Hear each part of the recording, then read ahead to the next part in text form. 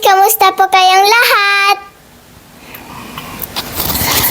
Yan guys, 3 weeks din po tayo hindi nakagawa ng video at 3 weeks din tayo hindi nakapag-upload. So meron po ako i-share sa inyo. Ito po ay napag-desisyon na namin mag-asawa para po din to sa isang pamilya.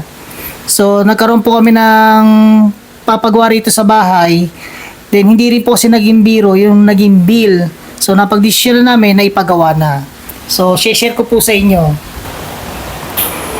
So ayan guys, ito yung ating ipagagawa.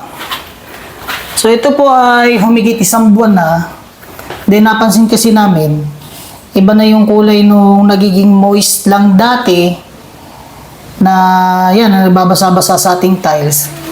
Then napansin namin, malakas na yung naging tulo dahil nagkaroon na po siya dito ng tubig.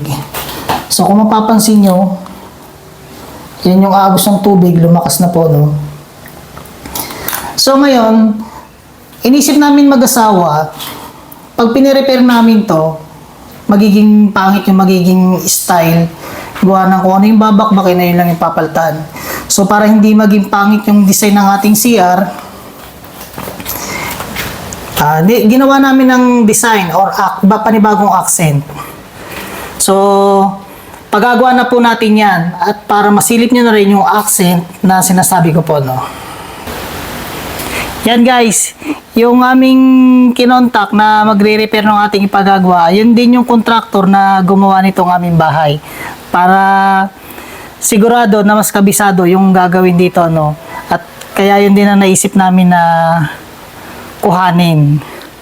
So, abangan nyo po ang magiging bagong design nung ating CR na ipagagawa. Para hindi halata rin na ni-repair. So, peace out! Bye-bye!